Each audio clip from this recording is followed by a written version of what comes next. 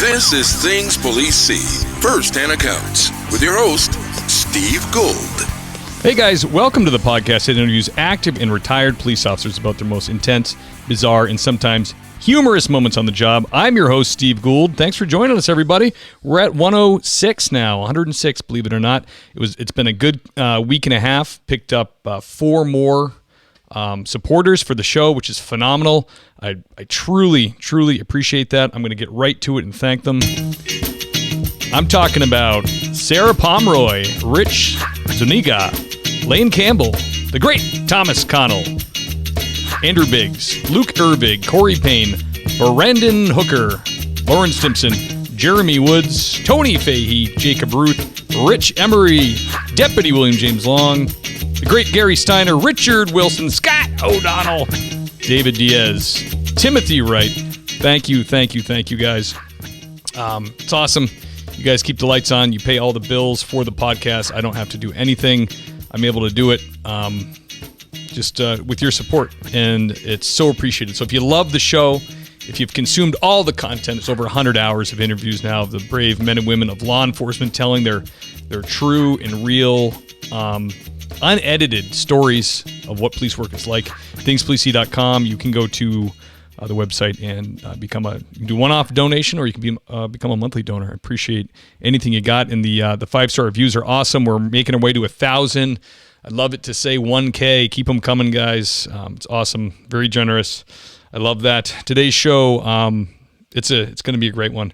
I got the John Mattingly, Sergeant John Mattingly from the Louisville Police Department, of course, involved with, he was in and shot while conducting the Breonna Taylor raid.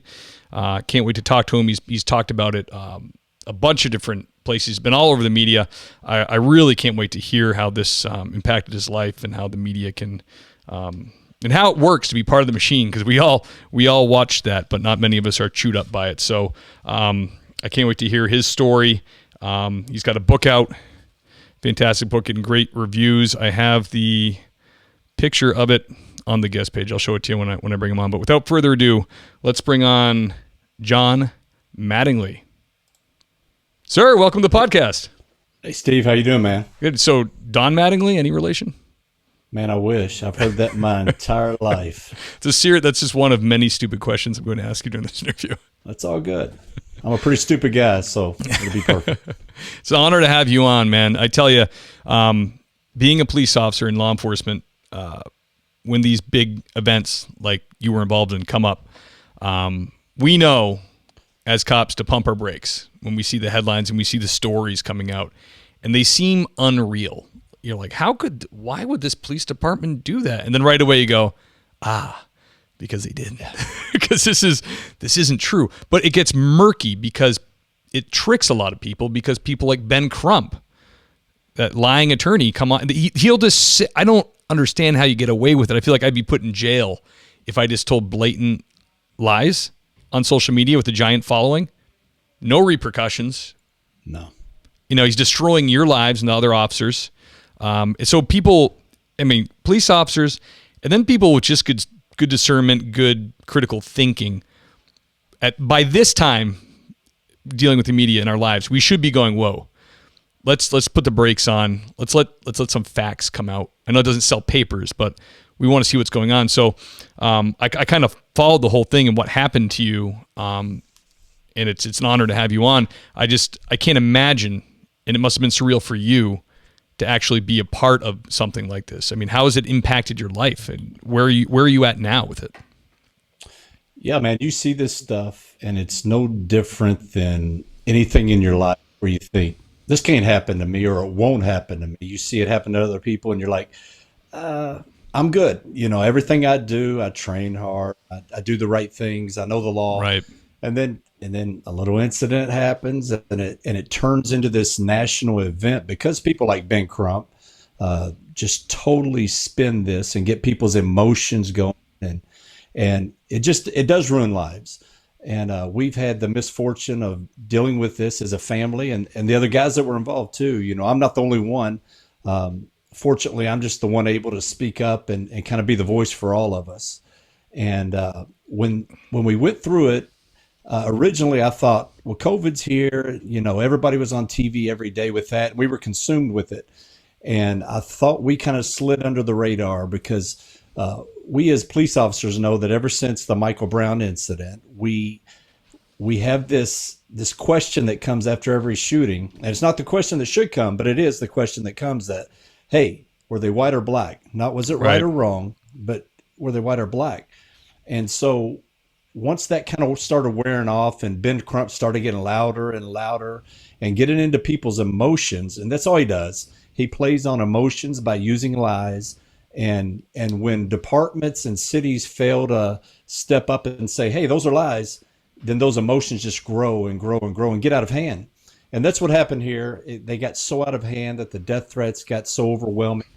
And we had to, actually move out of our house. And we've never moved back to Louisville. We're a couple hours away and we're in a good, secure location. But our lives have been turned upside down from it.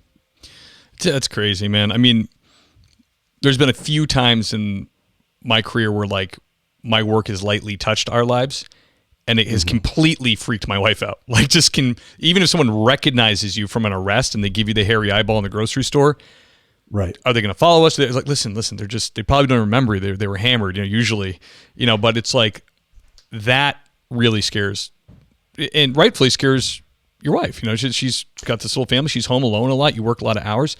You're receiving legitimate. I mean, celebrities are tweeting about how you should be in jail, right? And P-brains are picking this up and going, you're thinking, are they going to do like a Hail Mary at me? Are they going to try to take me out and think they're a hero to the left? Yeah, you don't know. And we actually had a hit placed on us, and it was verified through the FBI. And so these things are real, and it gets blown out of proportion by these celebrities and athletes. And for instance, one Cardi B post had over 16 million likes that said we went in, killed her in her bed, committed murder, and should go to prison, lose our pensions, be away from our family, all that. So you had just 16 million on one post. And I can multiply that by 100 different athletes and celebrities that were posting the same stuff and getting millions of hits and likes and retweets. And so it got really out of control, kind of like a wildfire. And it was disturbing. And like you said earlier, our wives aren't accustomed to it. We're used to taking people down to jail and they're threatening to kill us on the way, or when I get out, I'm going to kill your family. We just don't tell our wives about it. No, we don't. So we get a little bit of callous to it. We're used to it. But then when our families see it and hear it, they do freak out. And rightfully so. Yeah, I noticed the early information coming out about it was she was peacefully asleep in her bed. She's a first responder herself. She has nothing to do with this guy Jamarcus, doesn't even know him. Dated once maybe.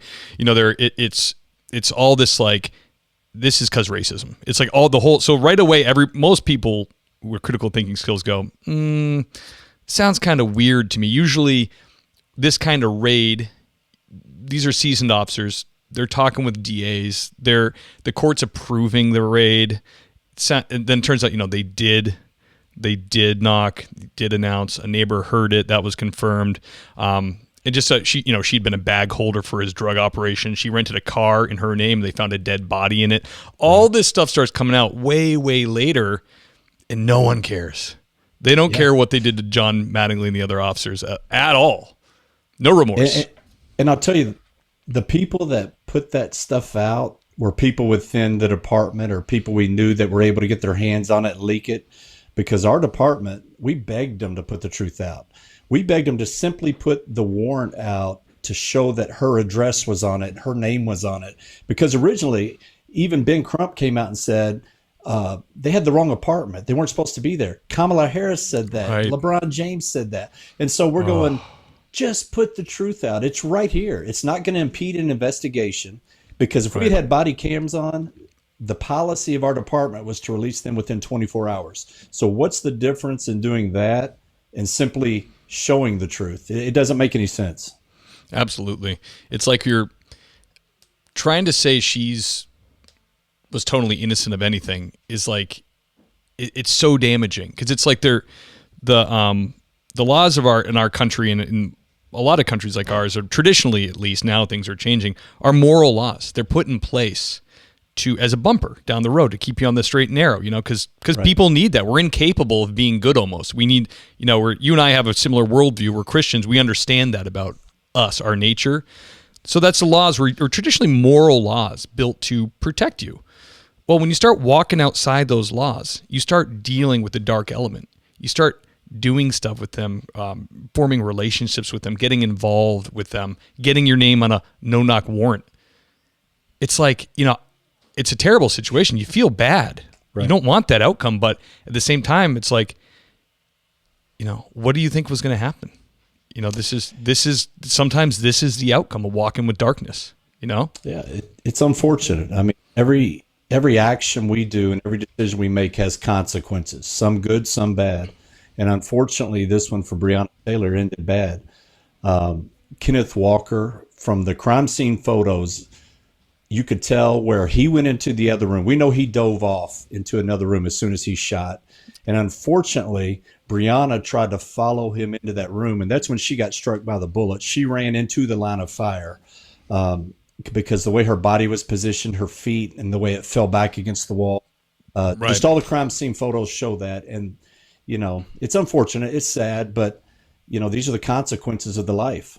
Yeah, it is, and it's all in a split second. I read some stuff online about it when it was all unraveling, and testimonies that were given, and it was like the things people were trying to pick apart in articles were like ridiculous. They're like, well, they contradicted each other because one guy said he had this stance, the other guy said he stood like this. It's like, you've got to be kidding. You think you've got something with that? Yeah, that's nothing. Please. Actually, that disproves their statement saying that we were doing a cover up and we were trying to collude to get together. If we did that, all of our statements would have matched up perfect. Right. But and the way I state it in the book is, you have the four gospels in the New Testament, and they give four different angles of Jesus' life and the way they walked with him on earth, because everybody sees things differently. Everybody experiences different things. And that's no different than that night when we felt different things. We saw different things from different angles. And so we told the truth. And unfortunately, these people are so brainwashed and want to believe the opposite so bad that they take those truths and try to twist them into something that it's not. Yeah, absolutely. Yeah, there's I wish I could remember his name, give him credit, but there's a SoCal detective that came to Christ later in life, and he wrote a book, just like you said, because he was a homicide detective, and he talked about eyewitness accounts from different people during a homicide, how they're all leading to the truth, but they all had their own experience with it. And it just kind of like, it helped him come to the realization of the gospel, because he was trying to poke holes in it. Like, I can't believe this. I can't believe this happened.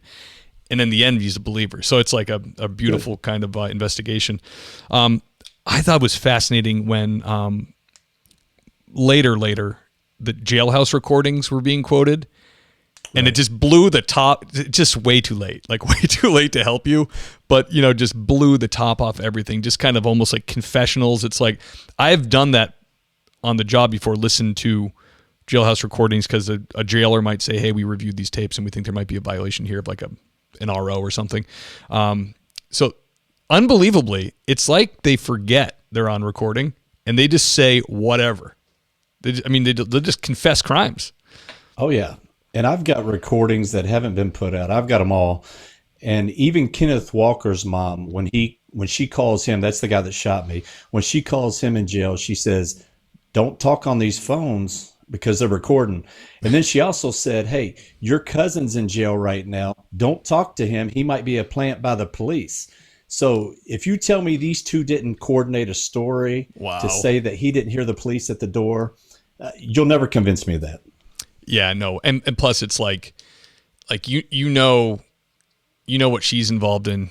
You kind of have an idea, unless you're a complete idiot. You know what's going on. If that time of day someone knocks on your door, it's probably the police. Like you got to kind of realize that's probably the police. I don't know, in my mind anyways, but especially when you're yelling it over and over and over. Right. And you guys had people confirm that. Right. So it's like, I don't know, man. It's super frustrating to watch, because people don't care about truth. And it go way back, Pontius Pilate. What is truth? Like, he didn't, what is truth? Yeah. it's like we've never changed. It's cyclical. I feel like we're just eroding into like I mean, look at what's going on in schools and stuff. It's just like, oh my, I know more Christian families that are yanking their kids out of school now because they just have to. Yeah, there's no choice. Unless, I mean, you can find a super solid like classical school or something, or your school's okay. But I'm in Massachusetts, so you ain't finding nothing like that. Unless, yeah, good luck. Unless you got big. I think we have one classical Christian school in Mass, and it's solid. But, I'm a cop, and my wife doesn't work. So it's like. Yeah, you can't afford the private. I mean, here, they're like 15, 20 grand a year. It's unbelievable. Out of reach for normal people. Yeah, it ain't happening. So it's like, and the bummer too is a lot of people will send, like a lot of people with money, non-Christians will send their kids because they're like, hey, this is a solid education and like they're teaching like good values. I have so many conservative friends that like love Christianity, but they're not believers. Just because they can see the structure of our legal system, they can see what it's like with it and what it's like without it. So they're like, yes, right. Good. Like I would even probably maybe take my kid to church type of thing. But they can't open their heart, so it's like, that drives me crazy. And that's a lot of our politicians, too. They like the idea of it. They use it. They use whatever they can when they're trying to get elected. When they're in their red state, they're, pro-life. But then as soon as they're in, they're talking about like, well, we also your body, your choice. Like, whoa, where'd that come from? I never heard that on the campaign trail. That's kind of weird. Yeah, unless the election's coming up, any pushback they get, they float through the water, and it's a joke. They're no good, man. I mean, it must have been terrifying for you. Like you're kind of in their hands, the leadership, the admin, the mayor. Like you guys must have been your attorneys must have been almost begging, like put something out, just do something. Oh, we did, and the answer was we can't set precedent for future cases. And I said, so you want our city to burn because you won't set precedent, but their precedent changes at a whim anyway. So what they do today is going to be totally different than tomorrow. That was just an excuse because our mayor had already gotten on board with this and would not allow our department to release anything. Didn't he get punched in the face recently? Wasn't that the Louisville mayor? The mayor. Yeah. Not you. No, I thought you meant me. I was like, I don't think so. No, they swung at him, and I want to say, unfortunately, I shouldn't say that, but it grazed his chin and hit his chest. If he had caught him square, that guy nailed him.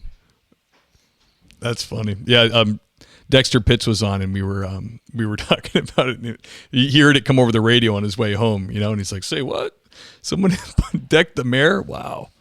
I had maybe unbiblically, but I had a smile on my face. Hey, it's justice. What can you say? Yeah, it is. I wanted to touch on one other thing with you, and I actually learned it on your Instagram account, which is great, by the way. People should follow. What is your Instagram? It's just Sergeant Mattingly, SGT Mattingly. It's on that, Facebook, Twitter, all of it. That's a good grab. You got a good one there. No numbers at the end because someone else already had it. No. Nice. Herbert Lee. My wife and I, like, before I always prep for the podcast, so I kind of like, and my wife's into this stuff. She's a conservative woman. She's like, she digs it. I tell her you're coming on. She's like, wow, that's great. So we're kind of do a little research, a little backstory, get on your Instagram, looking around. And this was almost like I wanted to talk about this more than the Taylor thing. I was like, because this is the stuff that scares people like my wife and like good, wholesome people. This is terrifying. I mean, especially it hit home. We just picked our kids up from VBS, Vacation Bible School. Right. I don't know how connected it is to these guys. I kind of just read the story, but can you talk a little bit about why we're talking about Herbert Lee? Yeah. So back in 2008, man, I'm sorry, I'm getting a little bit of feedback on my mic. Back in 2008, Herbert Lee was 16 years old at the time, and he was in a stolen vehicle. He stopped by this church that was letting an event out for teenagers, and the 4 unsuspecting teens, 3 of them brothers, from the ages, I think, 13 to 16, they were all very relatively close, were coming out, and he knew them from school, but they didn't hang out. They were good kids. They were the type of kids that we want in our society. Right. And Herbert Lee pulls up and says, hey, you want me to give you a ride home? They say, sure. Naively, they jump in the car. He pulls off. So happens to be a cop coming down the street, runs the tag. It's a stolen vehicle. He lights him up. Herbert Lee takes off. They chase for about a block or two and back off because he's going crazy fast in this little Honda. Me and my partner were in plain clothes. We're about a street over. We're paralleling this chase. And suddenly I hear, I rolled up on them. They just had a wreck. They hit a tree. So we cut over. And as we get there, there's smoke rolling out. This car is ripped in half. You've got a kid in the street, one on the sidewalk, one stuck in the back seat of the car, and the other one in the front seat. Oh, man. Herbert Lee is over in the grass. So we go up and try to find out what's going on. We figure out Herbert Lee's the driver. They cuff him up, sit him aside because he's not injured. He had a little cut on his nose. Of course. The 4 kids, man, one of them is barely alive. I think there was a second one that had a little life to him. But all 4 of them die on scene. They all 4 perish right there. And so that was tough. You know, you're doing CPR, you're dealing with this.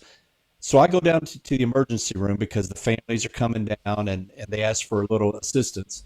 And I go back into the emergency room where Herbert Lee is, where they're checking him out. He had a broken nose, I think.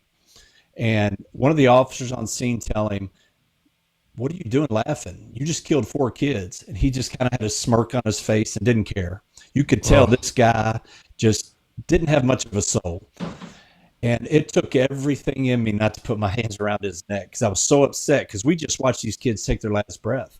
Oh, my gosh. So I walk out of the emergency room. I leave. I can't deal with him. Yeah, remove yourself before you do something. Yeah. I don't want to lose my job or my freedom.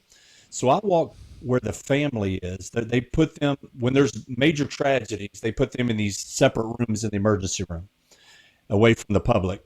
So I walk in this room because I hear them yelling. They're in there crying. Naturally, they don't know what's going on with their kids. The dad of one of the kids, or the 3 of the kids had one parent. Oh, my gosh. He comes up to me. He grabs my vest with both hands and pulls me to him and said, "Are my boys dead?" I didn't know what to say. You know, I'd been on 8 years at this point. I kind of drop my head and I say, "I'm sorry." The pastor or the person in the clergy in the church or the hospital is going to come talk to you. Well, he knew by that his kids were dead. He started screaming. He said, one of the statements he said that just stuck with me. He said, "I just bought all of my boys Christmas presents and now they're gone." This was like 2 or 3 weeks before Christmas. And so just the agony, man. And so I leave the hospital that night. And obviously, this is one of those events that just stick with you, repeatedly over and over. You think about it. And every time that would come up, I'd say a little prayer for the family because I can't imagine that kind of loss. And Herbert Lee did 1 year in jail because he was a juvenile, 1 year for killing 4 kids. He gets out and within months is arrested in another stolen car and run from the police. And this happens over and over. He's caught with stolen guns, stolen cars. He robbed one guy at gunpoint so he could steal his cash. He beat up a girlfriend, had a domestic on him. So this guy is just a habitual offender to society. And the judges just keep letting him out and letting him out and letting him out. And this last time, that before he shot this police officer, the judge let him out on 12 separate charges, some of them being a robbery, let him out on $2,500 bond. And the bail project in Louisville is the one that bailed him out. Oh, good for them. So he never went back to court. And, a lot of officers know this guy because he's one of those repeat offenders. Mm-hmm. And they see him at the park the other day and they knew he had warrants on him. They go to approach him. He takes off running, turns around and shoots an officer right in his chest. Fortunately, he had his vest on and he had the heavy gear on and it stopped the bullet.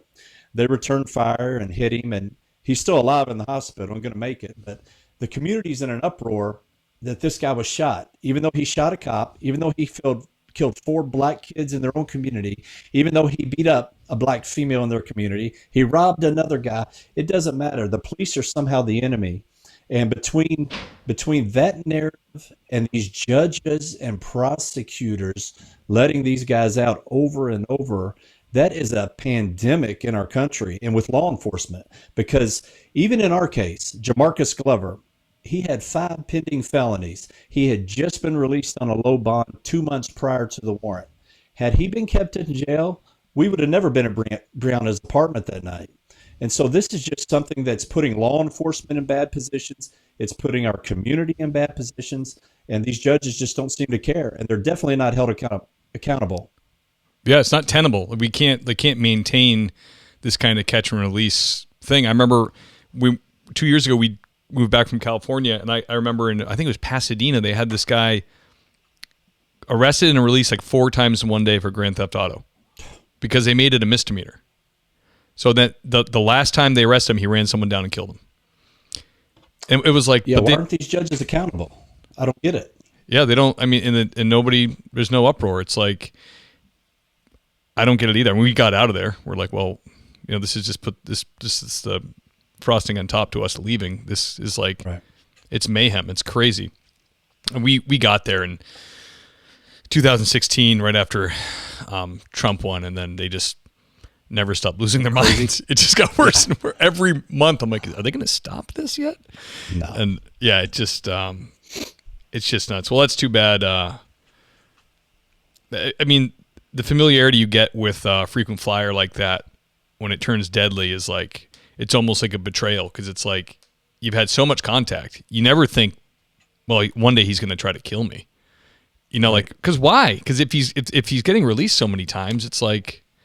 That was my question the other night. I'm like, why did he shoot? He knows he's going to go in, get a small bond, get out again, and do it all over again. So why take that chance? You know you're going to get shot back at by the police. It makes no sense. Yeah, I remember going to in-service training. Like every year we have to do a certain amount of hours in Massachusetts, and we were all kind of complaining about, we just have all these cases that just get either dismissed or they get deals, and just every cop there was just kind of bitching. And the instructor had a really great point. He was an attorney, and he said, he's like, I worked in Texas, and he said, I know it sucks up here for you guys and it's frustrating, but he said, if you work in a state with a 3-strike rule, you're going to take a lot more bullets. He said, because he said in Mass, it's kind of like the silver lining. He's like, in Massachusetts, he goes, they're just not afraid to go to jail with you. But, you get a third-time domestic abuse offender. Always seems to be a prison guard. No, I don't cast any shade on prison guards, but they do shoot a lot of cops. But it's, you come for the third time, and they're not going. They're not going to do 20 years, The bizarre thing is, what about the middle ground? We don't need 3 strikes, but why don't we just hold them accountable for anything? For anything. It doesn't matter. And then maybe they'll think twice about it. It's bizarre, but the whole world we're in right now is bizarre. So I don't know. I don't have the answer. Yeah, no, you know how based my wife is the other day? She's like, I really don't understand why they don't bring back like stockades or something. Let's humiliate these people. I go, geez, I love you so much. Because there's no punishment at all. Right. There's no humiliation. There's no there's no repentance. Not only that, they are considered heroes in their communities, because look at the George Floyd, the statues, the Breonna Taylor get put in the Smithsonian. These things are crazy. You're taking these career criminals and holding them up as demagogues and condemning the police who are risking their life going out repeatedly, getting these guys. So what do they have to lose? Their family will get millions if it goes sideways. They'll get praise in the community if they do get locked up and stay alive. And they definitely won't have any consequences. So, just keep rolling the dice. It's been like that a long time. I can remember, I was like in early high school or maybe late middle school when the Rodney King thing happened. And it was, my dad was a police officer. So I was being told in school my dad was racist.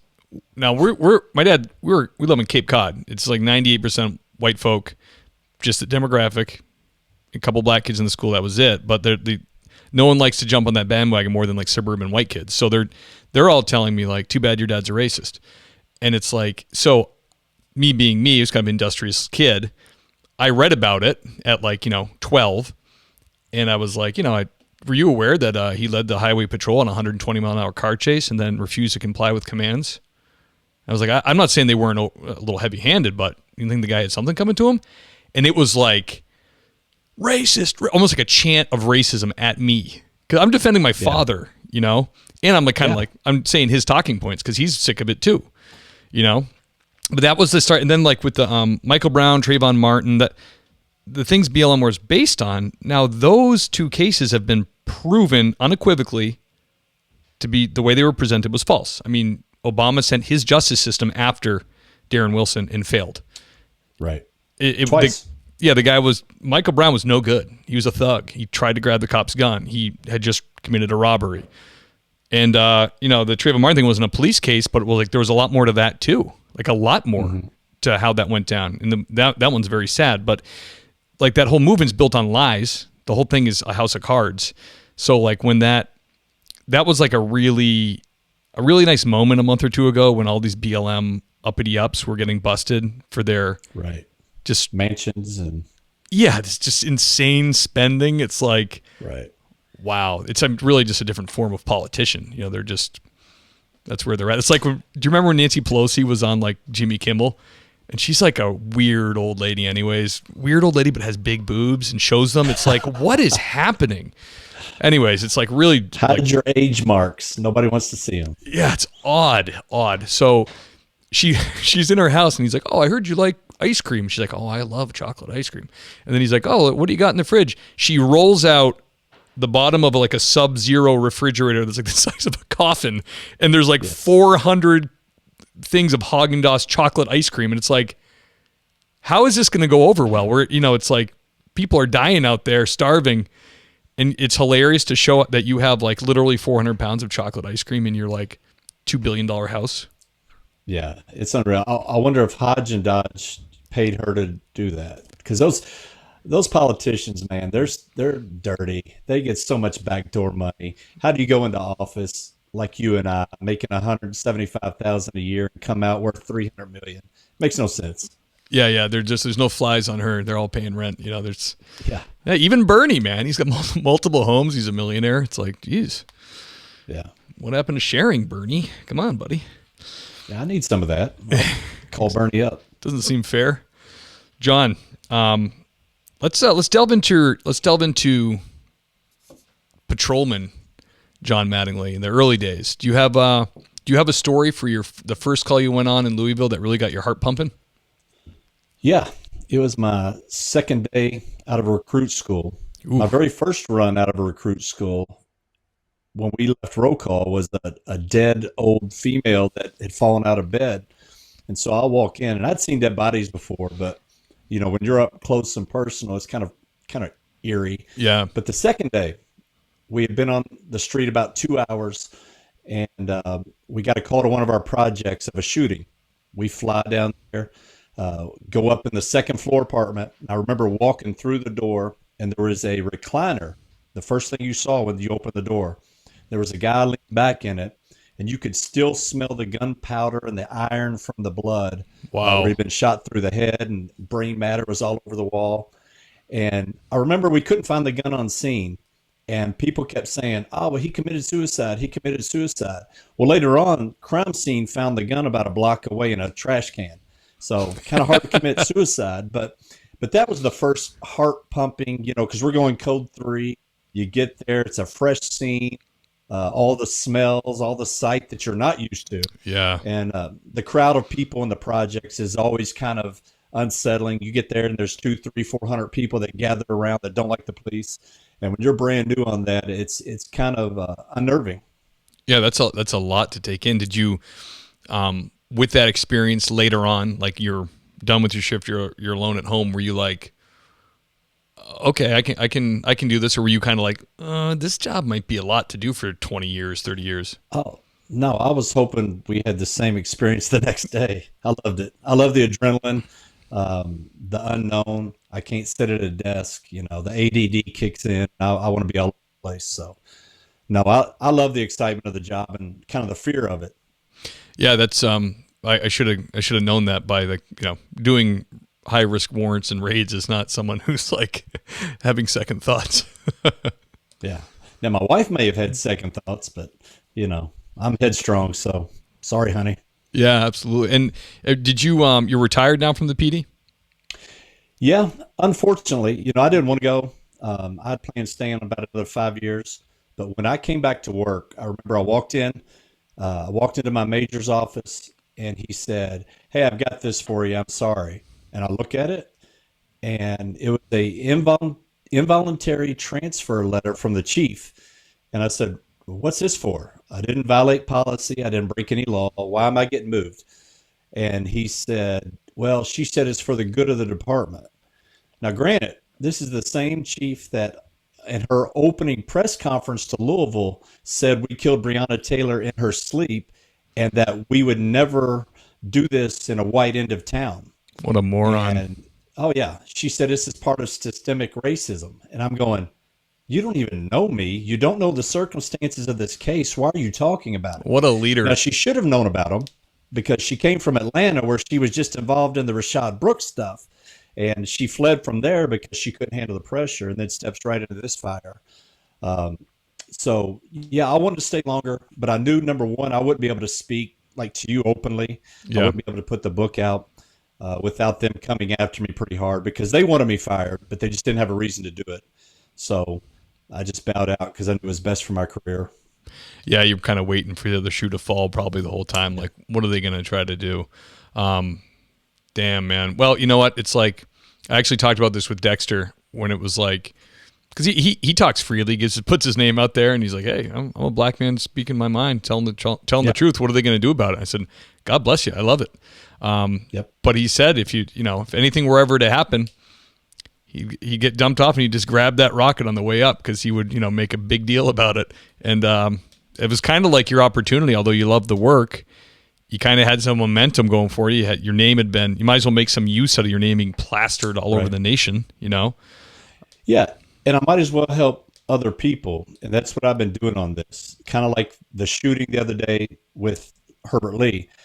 I got online instantly and talked about it before the police department talked about it because I wanted to set the narrative. If we don't set our own narrative, it's not going to be set for us. And so we're already behind the eight ball. And if I can get out there and be the voice that other people can't be, that's what I want to do. I love it, man. That's the first video I watched on your account, and I loved it. And I delved right into that story because of it. It's beautiful that you can do that, and you're still young. You got your health. You can. Unfortunately for them, you can be telling the truth for a very long time. Yeah, I hope to be. That's awesome, man. How was writing the book and getting it out there? Was there? I mean, it's kind of polarizing because that's our country right now. Were there people interested? Was it the Daily Wire that did it? Yeah, they're the ones that ultimately took it. So that makes sense. I first signed a contract with Post-Hill Press a year prior to Daily Wire, and it was supposed to be out last September, but it got bumped because Simon Schuster, who is their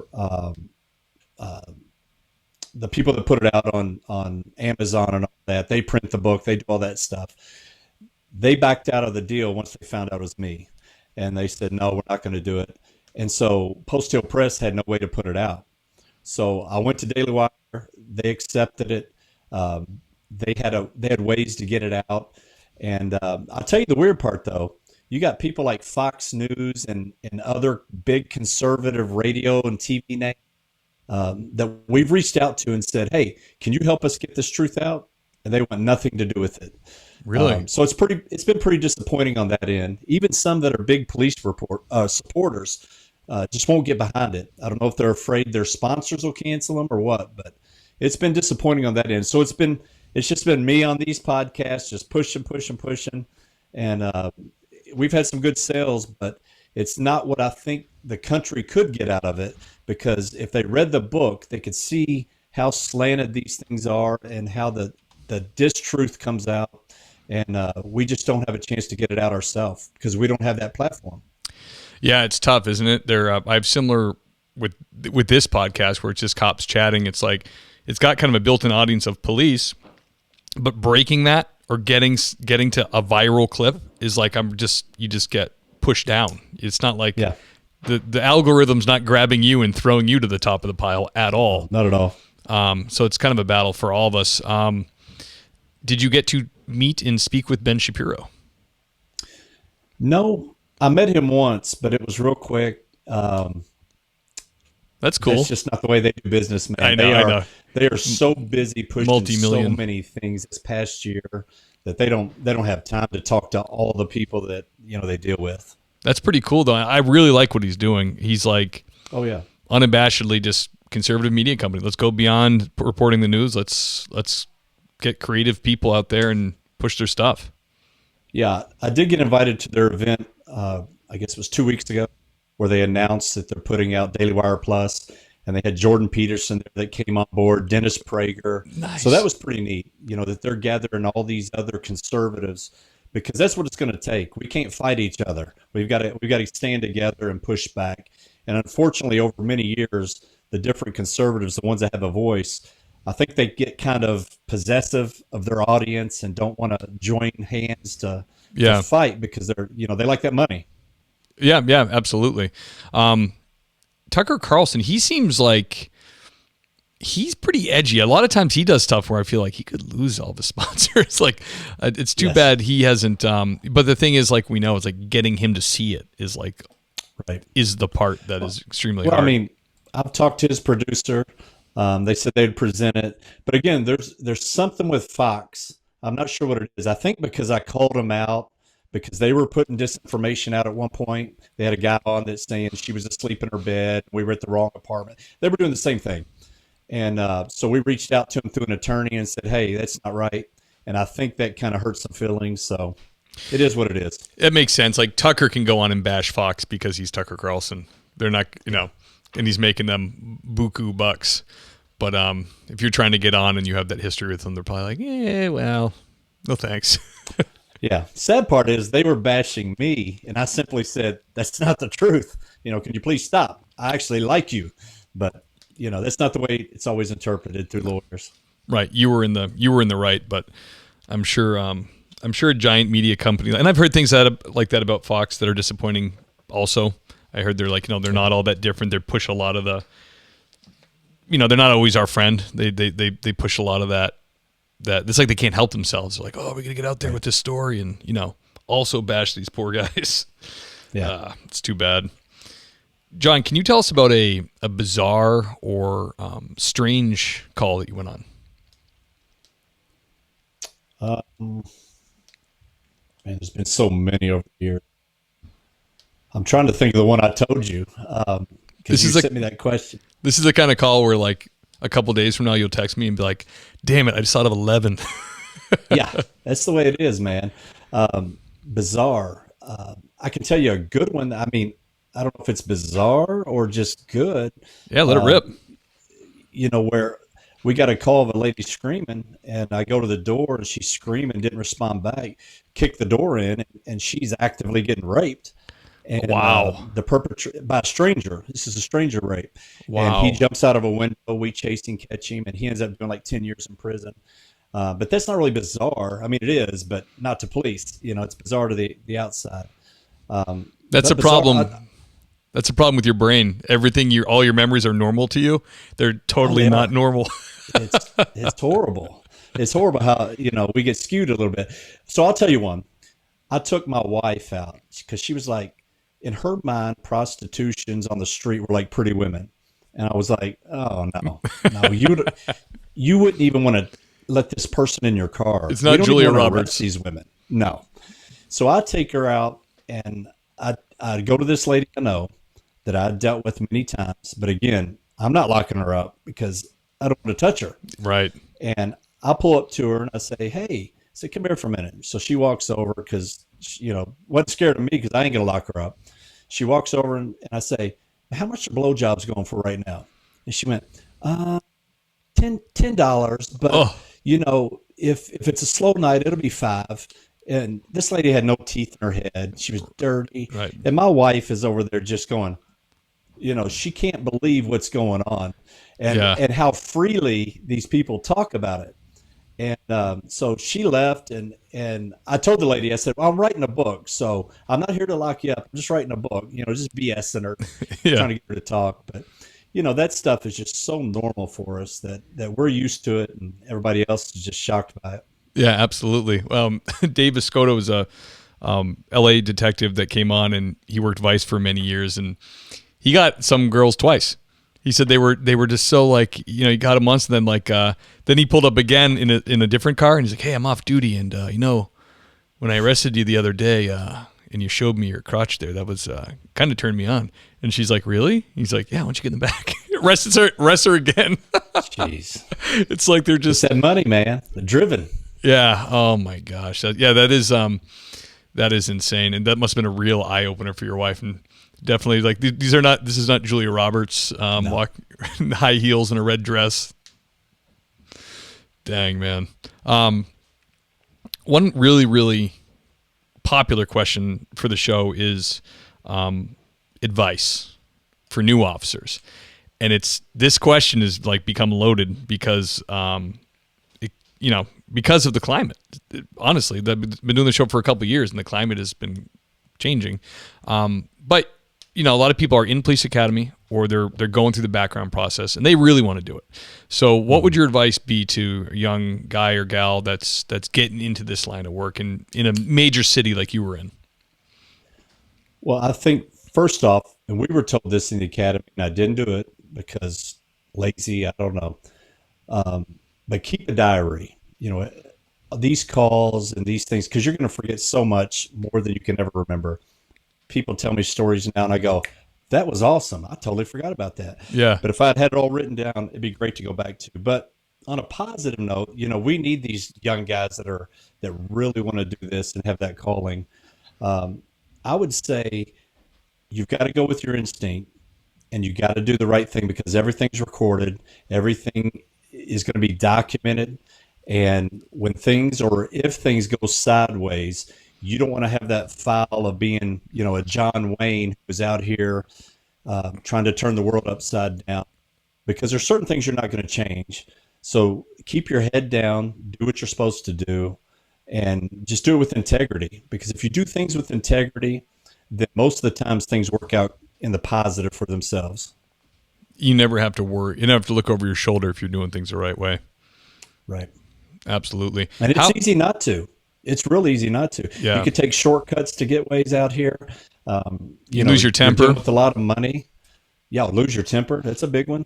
Yep. And, they always told us booze and women and money are the three things that are going to get you fired or locked up. And that hadn't changed. Yeah. Yeah. Those are tried and true. Yep.